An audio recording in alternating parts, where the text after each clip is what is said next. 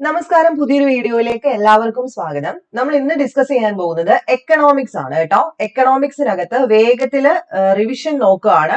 ഇത് third stage degree prelims നമ്മുടെ degree മെയിൻസിന് പ്രിപ്പയർ ചെയ്യുന്നവർക്ക് വേണ്ടിയിട്ട് പരീക്ഷയ്ക്ക് ചോദിക്കുന്ന സ്ഥിരം പാർട്ടുകളാണ് നാഷണൽ ഇൻകം അക്കൗണ്ടിങ്, ബഡ്ജറ്റ്, RBIയുടെ ഇമ്പോർട്ടന്റ് ഫാക്ടേഴ്സ്, അതുപോലെ തന്നെ ഓപ്പൺ മാർക്കറ്റ് ഓപ്പറേഷൻസ്.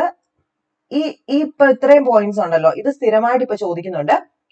അപ്പം ഡീറ്റെയിൽഡ് ആയിട്ടുള്ള ഒരു വേർഷൻ അല്ല, ശ്രദ്ധിച്ചിരിക്കുക, റിവിഷൻ പോലെ എടുക്കുക. പഠിച്ചിട്ടില്ലാത്തവർ ഉറപ്പായിട്ടും ഫുൾ ആയിട്ട് കാണുക. അതിനുശേഷം നിങ്ങൾ നോട്ട്സ് വായിക്കുക, കൃത്യമായിട്ട് നിങ്ങൾക്ക് മനസ്സിലായിരിക്കും.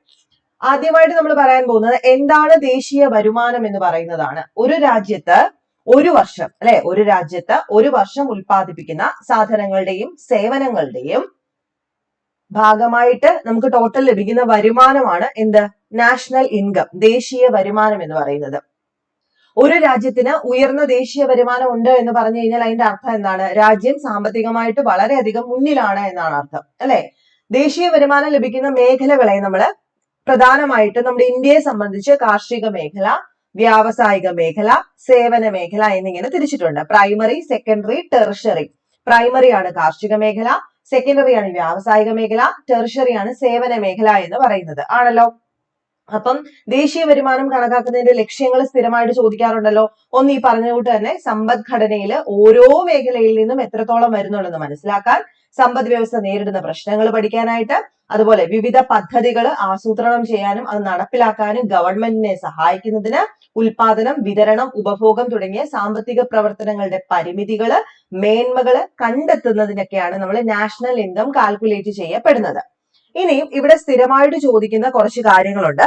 അതിനകത്ത് നിങ്ങൾക്ക് ഒന്നും അറിയാൻ വയ്യാത്തവരാണെന്നുണ്ടെങ്കിൽ ഇത്രയും ഒന്ന് ഓർത്തു വെച്ചേക്കുക. GDP എന്ന് പറയുന്നതാണ്. എന്താണ്? GDP ആണ് മൊത്ത ആഭ്യന്തര ഉൽപ്പന്നം എന്ന് പറയുന്നത്. മൊത്ത ആഭ്യന്തര ഉൽപ്പന്നമാണ് ഈ GDP എന്ന് പറയുന്നത്. ഗ്രോസ് ഡൊമസ്റ്റിക് പ്രോഡക്റ്റ് എന്നാണ് അതിന്റെ പേര്. GNP എന്ന് പറഞ്ഞു കഴിഞ്ഞാൽ എന്താ? ഒന്നും അറിയാത്തവർക്ക് വേണ്ടിയിട്ടാണ് പറയുന്നത്. ഗ്രോസ് നാഷണൽ പ്രോഡക്റ്റ് ആണ്. അതായത് GNP മീൻസ് മൊത്ത ദേശീയ ഉൽപ്പന്നമാണ്. രാജ്യത്ത് ഉൽപ്പാദിപ്പിക്കുന്ന അന്തിമ ഉൽപ്പന്നങ്ങളുടെയും സേവനങ്ങളുടെയും അടിസ്ഥാനത്തിൽ കണക്കാക്കുന്നതാണ് GNP എന്ന് പറയുന്നത്, രാജ്യത്തിന് ഉൽപ്പാദിപ്പിക്കുന്നത്. എന്നാൽ GDP എന്ന് പറഞ്ഞു കഴിഞ്ഞാൽ എന്താണ്? മേഖലകൾ തിരിച്ചിട്ട് സാമ്പത്തിക വിശകലനത്തിന് ദേശീയ വരുമാനത്തിന്റെ ഏറ്റവും ഉചിതമായിട്ടുള്ള മാർഗം എന്ന് പറയുന്നത് GDP ആണ്. അപ്പൊ GDPയുടെ പ്രത്യേകത എന്താണ്? ഒരു സാമ്പത്തിക വർഷത്തില് രാജ്യത്തിന്റെ അതിർത്തിക്കുള്ളിലുണ്ടല്ലോ, ആഭ്യന്തര അതിർത്തിക്കുള്ളിൽ പ്രൊഡ്യൂസ് ചെയ്യുന്നതിന്റെ മൊത്തത്തിലുള്ള അളവ് എടുക്കുന്നതാണ് GDP. എന്നാൽ മൊത്തത്തില് ഒരു സാമ്പത്തിക വർഷത്തിന് മൊത്തത്തിലുള്ള ദേശീയ ഉൽപ്പന്നം എടുക്കുമ്പോൾ GNP ആണത്. അപ്പം നമ്മൾ ഓർത്തു വെക്കേണ്ട പ്രധാനപ്പെട്ട ഒരു കാര്യം എന്ന് പറയുന്നത് ഈ വിദേശ ജോലി ചെയ്യുന്ന വ്യക്തികളുടെ വരുമാനം, വിദേശ രാജ്യങ്ങളിൽ പ്രവർത്തിക്കുന്ന സ്ഥാപനങ്ങളുടെയും സംരംഭങ്ങളുടെയും ലാഭം, ഇതൊക്കെ എവിടെ ഉൾപ്പെടുത്തത്തില്ല? GDPയിൽ ഉൾപ്പെടുത്തത്തില്ല. അപ്പൊ GDP എന്ന് പറഞ്ഞു കഴിഞ്ഞാൽ രാജ്യത്തിനകത്ത് മാത്രമാണ്. പ്രധാനമായിട്ടും GDP കണക്കാക്കുന്നത് ഉൽപ്പന്ന രീതി, വരുമാന രീതി, ചെലവ് രീതി, ഈ മൂന്ന് കാര്യത്തിലൂടെയാണ് നമ്മൾ GDP കണക്കാക്കുന്നത്. ഉൽപ്പന്ന രീതി എന്ന് പറയുമ്പോൾ അതെന്താണ് ഉദ്ദേശിക്കുന്നത്? അതായത് അന്തിമമായിട്ട് നമ്മൾ ഉൽപ്പാദിപ്പിച്ചെടുത്തതിന്റെ സാധനങ്ങളുടെയും സേവനങ്ങളുടെയും പണമൂല്യമാണ് ആ GDP എന്ന് പറയുന്നത്. അത് കണ്ടെത്തുന്നതിനുള്ള ഇക്വേഷൻ ആണ് GDP is equal to GVA plus GVA2 GVA3 plus GVAN എന്ന് പറയുന്നത്. ഓക്കെ, അപ്പം നമ്മള് വാല്യൂ ആഡഡ് മെത്തേഡ് എന്ന് പറയുമ്പോൾ ഒരു വർഷം സമ്പദ് വ്യവസ്ഥയിൽ ഉൽപ്പാദിപ്പിച്ച അന്തിമ സാധന സേവനങ്ങളുടെ പണമൂല്യം എടുക്കുന്നതാണ്. ഇനി വരുമാന രീതി എന്ന് പറഞ്ഞു കഴിഞ്ഞാൽ എന്താണ്? അവിടെ ഒരു വർഷത്തില് ആഭ്യന്തര പ്രദേശത്ത് ഉൽപാദക ഘടകങ്ങൾ ആർജിക്കുന്ന ഘടക വരുമാനം. അതായത് ഫോർ എക്സാമ്പിൾ നമ്മൾ ഒരു സ്ഥാപനം നടത്തുന്നുണ്ട് എന്നുണ്ടെങ്കിൽ അവിടത്തേക്ക് എന്ത് വേണം? നമ്മൾ ആ സ്ഥാപനം നടത്താനായിട്ട് സ്ഥലം വേണം, അതിന് പാട്ടമുണ്ട്, ഇനിയും ആൾക്കാർക്ക് വേതനമുണ്ട്, നമ്മൾ പലിശയ്ക്ക് എടുക്കുകയാണെങ്കിൽ അതിന്റെ പലിശയുണ്ട്, പിന്നെ നമുക്ക് പ്രോഫിറ്റ് കിട്ടും. ഇതെല്ലാം കൂടെ ചേർത്ത് കൂട്ടുന്നതാണ് വരുമാന രീതി എന്ന് പറയുന്നത്. Okay, W plus P plus IN plus R, അതായത് വേജ് കൂട്ടും നമ്മള്, പാട്ടത്തിനടുത്താണെങ്കിൽ അത് കൂട്ടും നമ്മള്, പിന്നെ പലിശ കൂട്ടും നമ്മള്, പ്രോഫിറ്റ് കൂട്ടും. ഇനി ചെലവ് രീതിയാണ് എക്സ്പെൻഡിച്ചർ മെത്തേഡ് എന്ന് പറയുന്നത്. അതെന്ന് പറഞ്ഞു കഴിഞ്ഞാൽ എന്തായിരിക്കും? ഉൽപ്പന്നങ്ങളുടെ ചോദന സമീപനത്തിലുള്ള GDP. നമ്മൾ സാധനങ്ങൾ വാങ്ങിക്കുമ്പോൾ നമ്മൾ പൈസ കൊടുക്കും. സോ അന്തിമ ചെലവ് ഇസ് ഈക്വൽ ടു അന്തിമ ഉപഭോഗ ചെലവ് പ്ലസ് അന്തിമ നിക്ഷേപ ചെലവ്.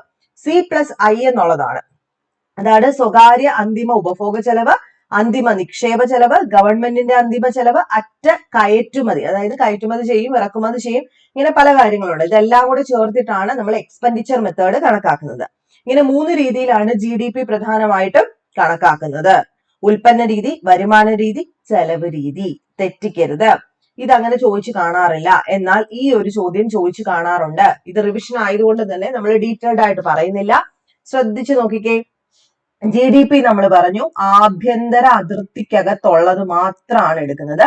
ഇത് മുഴുവനായിട്ട് എടുക്കും GNB എന്ന് പറയുന്നത്. ആണല്ലോ, മൊത്ത ദേശീയ ഉൽപ്പന്നം, മൊത്ത ആഭ്യന്തര ഉൽപ്പന്നം.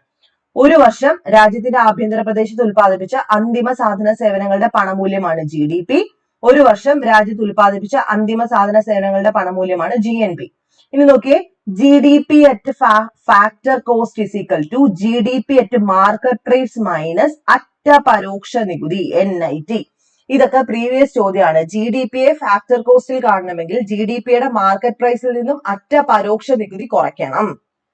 അതേസമയം GNB യെ ഫാക്ടർ കോസ്റ്റിൽ കാണണമെങ്കിൽ GNB മാർക്കറ്റ് പ്രൈസിൽ നിന്നും അറ്റ പരോക്ഷ നികുതി കുറയ്ക്കണം. ഇമ്പോർട്ടന്റ് ആണ്, ഇത് എളുപ്പമാണ് പഠിച്ചു വെക്കാൻ. ഈ കൂട്ടത്തിൽ പഠിക്കുക. GDP at factor cost is equal to GDP market price minus അറ്റ പരോക്ഷ നികുതി.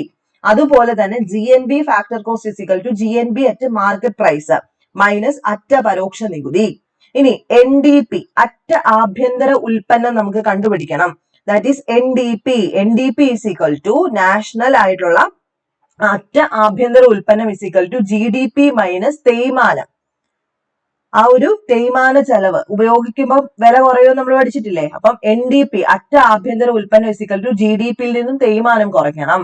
ഇവിടെ NNB ആണ് ഇവിടെ കാണുന്നത്. NNB is equal to GNB minus തേയ്മാനം.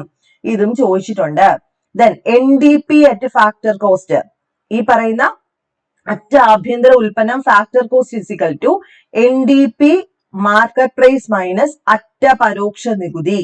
ഇവിടെ NNB ഫാക്ടർ കോസ്റ്റിൽ കണ്ടുപിടിക്കണമെങ്കിൽ ഇതേ ഇക്വേഷൻ NNB മാർക്കറ്റ് പ്രൈസിൽ നിന്നും അറ്റ പരോക്ഷ നികുതി കുറയ്ക്കണം. ഇത് ഒന്നും അറിയാൻ വയ്യാത്തവര് നമ്മുടെ മാക്രോ എക്കണോമിക്സിന്റെ ടെക്സ്റ്റ് ബുക്കിലെ ആ ഒരു ടേബിൾ ഉണ്ടല്ലോ, അത് കൃത്യമായിട്ട് നോക്കിയിട്ട് പോകാനായിട്ട് ശ്രദ്ധിക്കുക. ഇനിയും ചോദിക്കുന്ന ഒരു ചോദ്യമാണ്, എന്താണ് പേഴ്സണൽ ഇൻകം എന്ന് ചോദിച്ചിട്ടുണ്ട്. എന്താണ് പേഴ്സണൽ ഇൻകം? രാജ്യത്തെ വ്യക്തികൾക്ക് ലഭിക്കുന്ന യഥാർത്ഥ വരുമാനമാണ് പേഴ്സണൽ ഇൻകം. അതായത് വ്യക്തിഗത വരുമാനം എന്ന് പറഞ്ഞു കഴിഞ്ഞാൽ ദേശീയ വരുമാനം നാഷണൽ ഇൻകം മൈനസ് വീതിക്കപ്പെടാത്ത ലാഭം മൈനസ് കോർപ്പറേറ്റ് നികുതി മൈനസ് കുടുംബങ്ങളുടെ അറ്റ പലിശ അടവ് പ്ലസ് മാറ്റ അടവ്. നമ്മൾ പലവട്ടം പറഞ്ഞിട്ടുണ്ട്, പേഴ്സണൽ ഇൻകം എന്ന് പറയുമ്പോൾ എല്ലാവർക്കും പേഴ്സണൽ ഇൻകം ഉണ്ടോ? ഇല്ല, അല്ലെ? പേഴ്സണൽ ഇൻകം എല്ലാവർക്കും ഉണ്ടോ? ഇല്ല, എല്ലാവർക്കും പേഴ്സണൽ ഇൻകം ഇല്ല. അതുകൊണ്ട് തന്നെ പേഴ്സണൽ ഇൻകം എന്ന് പറഞ്ഞു കഴിഞ്ഞാൽ ദേശീയ വരുമാനം മൈനസ് വീതിക്കപ്പെടാത്ത ലാഭം മൈനസ് കോർപ്പറേറ്റ് നികുതി മൈനസ് പിന്നെ കൂട്ടുന്നത് ഏതൊക്കെയാ? കുടുംബങ്ങളുടെ അറ്റ പലിശ അടവ് പ്ലസ് മാറ്റ അടവുകൾ കൂട്ടുന്നതാണ് വ്യക്തിഗത വരുമാനം. രാജ്യത്തെ വ്യക്തികൾക്ക് ലഭിച്ച യഥാർത്ഥ വരുമാനം.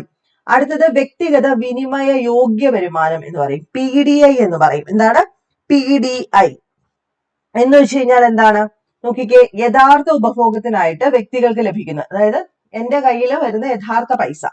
വ്യക്തിഗത യോഗ്യ വരുമാനം is equal to വ്യക്തിഗത വരുമാനം, അതായത് പേഴ്സണൽ ഇൻകം മൈനസ് നമ്മുടെ പ്രത്യക്ഷ നികുതികള്, ഫൈനുകള്, ഫീസുകൾ. അതായത് എന്റെ കൈ കിട്ടുന്നതിന് അതൊന്നും ഞാൻ എന്തൊക്കെ കൊടുക്കും? ഞാൻ ഡയറക്റ്റ് നികുതികൾ കൊടുക്കും. അല്ലെങ്കിൽ എന്നെ വണ്ടി ഓടിച്ചുകൊണ്ട് പോയപ്പോ പിടിച്ചു, അപ്പൊ ഞാൻ അതിന് കൊടുക്കും.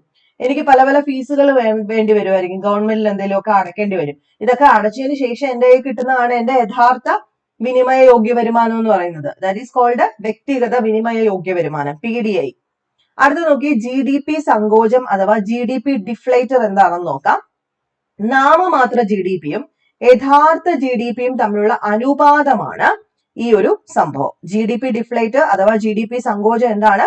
നാമമാത്ര GDP, അതായത് ശരിക്കുള്ള നമ്മൾ പറയത്തില്ലേ റിയൽ GDPയും ഉണ്ട്, നോമിനൽ GDPയും ഉണ്ട്. നോമിനൽ GDPയും റിയൽ GDPയും തമ്മിലുള്ള ഒരു അനുപാതത്തിനെയാണ് നമ്മൾ GDP ഡിഫ്ലേറ്റർ എന്ന് വിളിക്കുന്നത്. ഓക്കെ, അതായത് GDP minus divided by GDP into 100. ഇതാണ് നോമിനൽ GDP. ഇത് യഥാർത്ഥ GDP, റിയൽ GDP ഇൻറ്റു 100 എന്ന് പറയുന്നതാണ് നമ്മുടെ GDP ഡിഫ്ലേറ്റർ എന്ന് പറയുന്നത്. പഠിച്ചു വെക്കുക. പിന്നെ GDPയും ക്ഷേമവും എന്ന് പറയുന്ന ഒരു സെക്ഷൻ കിടപ്പുണ്ട്. GDP ക്ഷേമത്തിന്റെ യഥാർത്ഥ സൂചകമല്ല. ഈ പറഞ്ഞതുകൊണ്ട് തന്നെ രാജ്യത്ത് ഇപ്പം ഇന്ത്യയെ സംബന്ധിച്ച് GDP കൂടി വരുവാണെന്ന് വെച്ചോ, എന്ന് വെച്ചിട്ട് ഈ ഇന്ത്യയിലുള്ള എല്ലാ ജനങ്ങളും പണക്കാരാണോ? എല്ലാവരും ഭയങ്കരമായിട്ട് അടിച്ചു പൊളിച്ച് ജീവിക്കുന്നവരാണോ? അല്ല. അല്ലെ? അപ്പൊ ജി ഡി പിയും ക്ഷേമവും തമ്മിൽ നോക്കുമ്പോൾ ജി ഡി പി ക്ഷേമത്തിന്റെ വെൽഫെയറിന്റെ യഥാർത്ഥ സൂചകമാണോ? അല്ല. കാരണം വരുമാന വിതരണത്തിൽ അസമത്വം ഉണ്ട്. എല്ലാവർക്കും ഒരുപോലെ അല്ല വരുമാനം കിട്ടുന്ന ഒരു പാർട്ട് ഓഫ് ആൾക്കാരുടെ കയ്യിൽ ഇഷ്ടംപോലെ ഉണ്ട്. അതുകൊണ്ട് ജി ഡി പി വളരാം. അതുപോലെ പണപരമല്ലാത്ത കൈമാറ്റങ്ങൾ ഇപ്പോഴും ഉണ്ട്.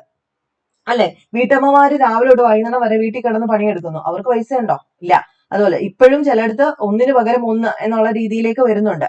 അതുപോലെ ബാഹ്യ ഘടകങ്ങൾ നോക്കുമ്പോൾ ഇവ ജി ഡി പിയിൽ ഉൾപ്പെടുത്തുന്നില്ല. എന്നാൽ പോസിറ്റീവ് ബാഹ്യ ഘടകങ്ങൾ ജി ഡി പി ഉയർത്തും, നെഗറ്റീവ് ബാഹ്യ ഘടകങ്ങൾ അതൊന്നും ഓർത്തില്ലെങ്കിലും ഈ ഇത്രയും കാര്യങ്ങളൊന്നും ഓർത്ത് വെച്ചേക്കുക. ജി ഡി പിയുടെ ഉയർച്ച ഉണ്ട് എന്ന് വെച്ചിട്ട് എന്തല്ല, ക്ഷേമം നന്നായിട്ട് നടക്കുന്നു എന്ന് അർത്ഥമില്ല. നിങ്ങൾ നോക്കി വെക്കേണ്ടത് ഈ ഒരു പോർഷനും അതുപോലെ ഇത് മനസ്സിലാവാത്തവര് ആ ഒരു മാക്രോ എക്കണോമിക്സിന്റെ ടേബിളും പഠിച്ചു വെക്കുക. നെക്സ്റ്റ് നമ്മൾ നോക്കാൻ പോകുന്നത് പണവും ബാങ്കിങ്ങും എന്ന് പറയുന്ന ചാപ്റ്റർ ആണ്. ഇതുമായിട്ട് ബന്ധപ്പെട്ട് നമുക്ക് ഇപ്പൊ ലേറ്റസ്റ്റ് ഒരു ചോദ്യം ഉണ്ടായിരുന്നു. ആ ലേറ്റസ്റ്റ് ചോദ്യം ഏതാണെന്ന് എല്ലാവർക്കും അറിയാം. ലിക്വിഡ് മണിയുമായിട്ട് ബന്ധപ്പെട്ടതായിട്ട് ഈ ഒരു ക്വസ്റ്റ്യൻ ആണ് ചോദിച്ചിട്ടുണ്ടായിരുന്നത്. അതായത് പണപ്രദാനത്തിന്റെ അളവുകൾ എന്ന് പറയുന്നതാണ്. 1977 മുതൽ ആർ ബി ഐ ആണ് 4 അളവുകൾ പണപ്രദാനത്തെ പറ്റിയിട്ട് പറയാൻ തുടങ്ങിയത്. അതായത് ദ്രവ്യത്വത്തിന്റെ അടിസ്ഥാനം. ദ്രവ്യത്വം മീൻസ് ലിക്വിഡിറ്റി ആണ്. ലിക്വിഡിറ്റിയുടെ അടിസ്ഥാനത്തിൽ 1977 മുതൽ 4 അളവുകളാണ് ആർ ബി ഐ പറയുന്നത്. M1, M2, M3, M4. എന്താണ്? M1, M2, M3, M4 1977 മുതൽ ആർ ബി ഐ ഇറക്കിയിട്ടുള്ള പണത്തിന്റെ ലിക്വിഡിറ്റി അടിസ്ഥാനത്തിലുള്ള 4 അളവുകളാണ്. ഇതിനകത്ത് M1 എന്ന് പറഞ്ഞു കഴിഞ്ഞാലാണ് നമ്മൾ ക്വസ്റ്റ്യൻ ചോദിച്ചിട്ടുണ്ടെന്ന് ഏറ്റവും ലിക്വിഡിറ്റി കൂടിയിട്ടുള്ള ആളാണ് M1 എന്ന് പറയുന്നത്. ദാറ്റ് മീൻസ് ആൾക്കാരുടെ കയ്യിൽ ഡയറക്റ്റ് ഉള്ള നോട്ടുകളും നാണയങ്ങളും. അതാണ് M1 എന്ന് പറയുന്നത്. അതിന്റെ കൂട്ടത്തിൽ പ്ലസ് ഡി ഡി എന്ന് പറയുന്ന ഒരു സംഭവമുണ്ട്. CU plus D D. CU എന്ന് പറയുന്നത് പൊതുജനത്തിന്റെ കൈവശമുള്ള കറൻസി നോട്ടുകളും നാണയങ്ങളും. ഡി ഡി എന്ന് പറയുന്നത് ബാങ്കുകളിൽ നമ്മൾ കൊണ്ടുവന്നിട്ട് സേവിങ്സ് അക്കൗണ്ട് ഇട്ടിട്ടില്ല, അത് എപ്പോ വേണേലും നമുക്ക് എടുക്കാം. സോ അതാണ് ഏറ്റവും ലിക്വിഡിറ്റി കൂടിയിട്ടുള്ളത് M1. ഇനി M2 എന്ന് പറയുന്നത് ഈ M1ന്റെ കൂടെ പോസ്റ്റ് ഓഫീസ് സേവിംഗ് ഡെപ്പോസിറ്റുകൾ കൂടുന്നതാണ് M2 എന്ന് പറയുന്നത്. M3 എന്ന് പറയുന്നതോ ഈ M1ന്റെ കൂടെ ബാങ്കുകളുടെ അറ്റ് ടൈം ഡെപ്പോസിറ്റ് ഉണ്ടല്ലോ, ഇത്ര ടൈം കഴിഞ്ഞേ എടുക്കാൻ പറ്റും. ഈ M1ന്റെ കൂടെ ടൈം ഡെപ്പോസിറ്റ് കൂടുമ്പോൾ M3 ആയി. M4 എന്ന് പറയുമ്പോൾ ഈ M3 ഉണ്ടല്ലോ, അതായത് M1ന്റെ കൂടെ ടൈം ഡെപ്പോസിറ്റ് കൂട്ടുന്നതിന്റെ കൂടെ പോസ്റ്റ് ഓഫീസ് സേവിങ്സ് ഓർഗനൈസേഷന്റെ മൊത്ത നിക്ഷേപം, ഇതിനകത്ത് എന്ത് ഒഴിവാക്കും? NSE ഒഴിവാക്കും. സർട്ടിഫിക്കറ്റ് ആയിട്ടുള്ള NSE ഒഴിവാക്കിയതിനു ശേഷമാണ് എന്തെടുക്കുന്നത്? M4 എടുക്കുന്നത്. അപ്പൊ ഓർത്ത് വെച്ചേക്ക, ഏറ്റവും ലിക്വിഡിറ്റി കൂടിയത് ആൾക്കാരുടെ കയ്യിൽ ഡയറക്റ്റ് ഇരിക്കുന്ന പൈസയാണ്. അതാണ് M1 എന്ന് പറയുന്നത്.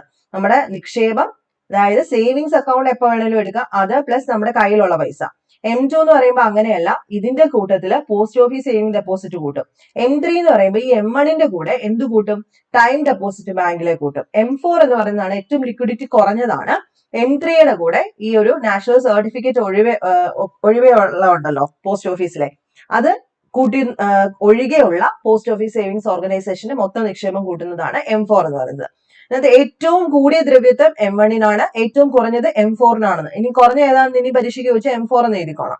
M1ഉം M2 എന്ന് പറഞ്ഞു കഴിഞ്ഞാൽ നാരോ മണി എന്നാണ് അതിനെ വിളിക്കുന്നത്. M1ഉം M2 എന്ന് പറയുന്നത് നാരോ, M3, M4 എന്ന് പറയുന്നത് അഗ്രിഗേറ്റ് മണി റിസോഴ്സ് ആണ്. വിശാല പണമാണ് M3ഉം M4ഉം, മറ്റേത് രണ്ടും നാരോ ആണ്. ഓർത്ത് വെച്ചേക്കുമല്ലോ. ഇനി അടുത്ത് നോക്കിയേ, ഹൈ പവേർഡ് പണം എന്ന് പറയുന്നത്. എന്താണ് ഈ ഹൈ പവേർഡ് പണം? അതായത് ഒരു രാജ്യത്തെ കേന്ദ്ര ബാങ്കിന്റെ മൊത്തം ബാധ്യത, അതായത് കേന്ദ്ര ബാങ്ക് നമ്മുടെ ആർ ബി ഐ ആണ്, ആർ ബി ഐയുടെ മൊത്തത്തിലുള്ള ബാധ്യതയാണ് ഹൈ പവേർഡ് പണം എന്ന് വിളിക്കുന്നത്. രാജ്യത്തിന്റെ പണപരമായ അടിത്തറ എന്ന് പറയുന്നതും മോണിറ്ററി ബേസ് എന്ന് പറയുന്നതും ഇത് തന്നെയാണ്. അതായത് ഹൈ പവേർഡ് പണം is equal to CU plus R plus G എന്നുള്ളതാണ്. ഹൈ പവേർഡ് പണം ഇസിക്കൽ ടു CU എന്താ?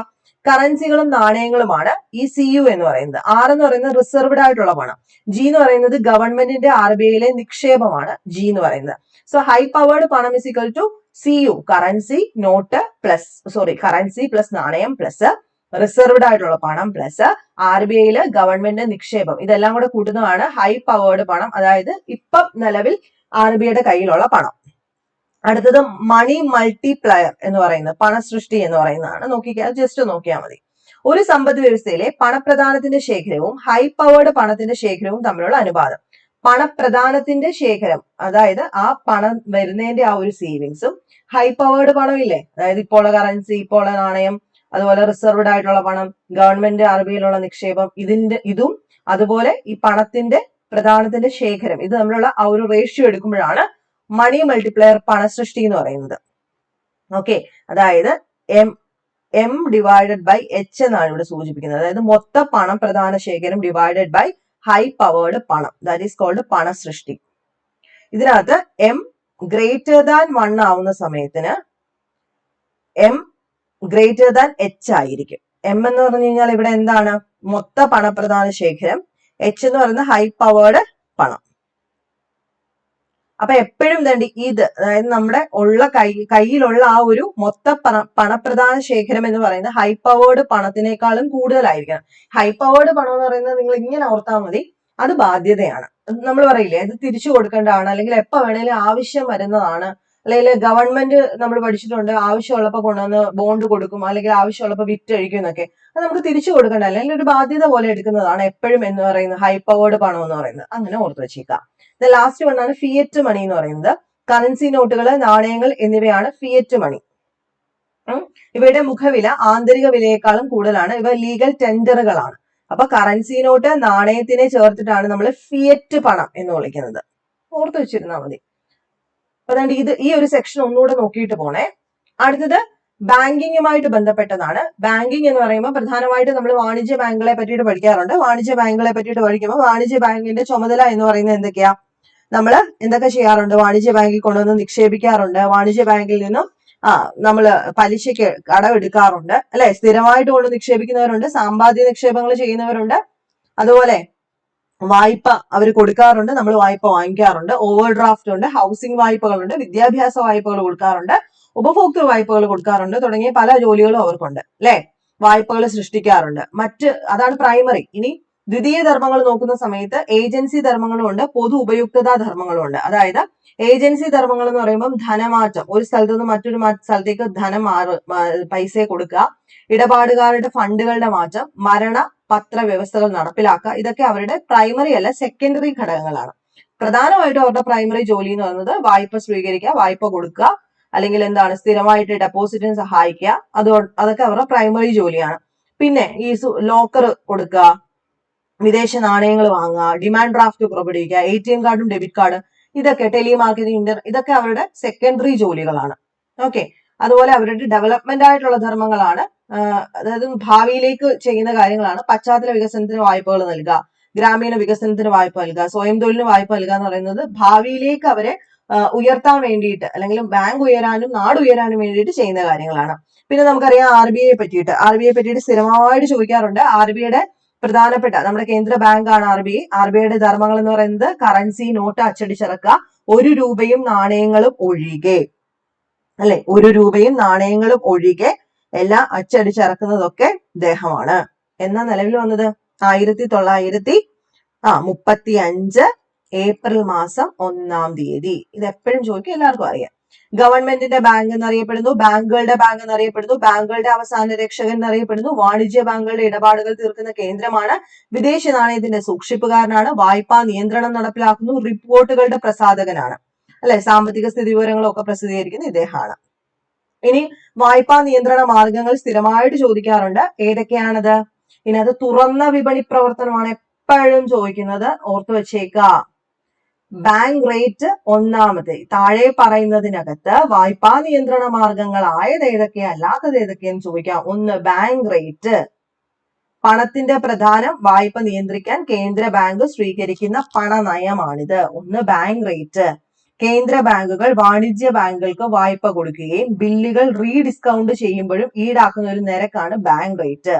2 ഓപ്പൺ മാർക്കറ്റ് ഓപ്പറേഷൻ. കേന്ദ്ര ബാങ്കുകൾ തുറന്ന വിപണിയിൽ സെക്യൂരിറ്റി വാങ്ങുകയും വിൽക്കുകയും ചെയ്യുന്നു. That is called open market operation. Security വാങ്ങുന്നു, വിൽക്കുന്നു. അതാണ് എന്ത്? Open market operation. CRR, SLR എന്താ? റിസർവ് ആവശ്യങ്ങളിൽ വരുത്തുന്ന മാറ്റങ്ങളാണ് CRR-ഉം SLR-ഉം. അതിനകത്ത് CRR ക്യാഷ് റിസർവ് റേഷ്യോ, കരുതൽ ധനാനുപാതം, മൊത്തം നിക്ഷേപത്തിന്റെ ഒരു ഭാഗം കേന്ദ്ര ബാങ്കിൽ സൂക്ഷിക്കണം, അതാണ് CRR.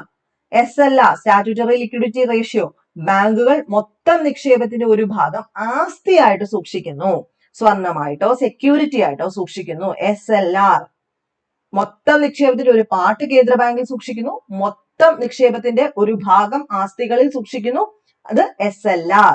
രണ്ടും എന്താണ്? വായ്പാ നിയന്ത്രണ മാർഗങ്ങളാണ്. തെറ്റിക്കരുത്. ഇവിടെ നോക്കിക്കേ, ഇവിടെ വായ്പാ നിയന്ത്രണ മാർഗങ്ങൾ bank rate, open market operation, റിസർവുകളിലെ മാറ്റം.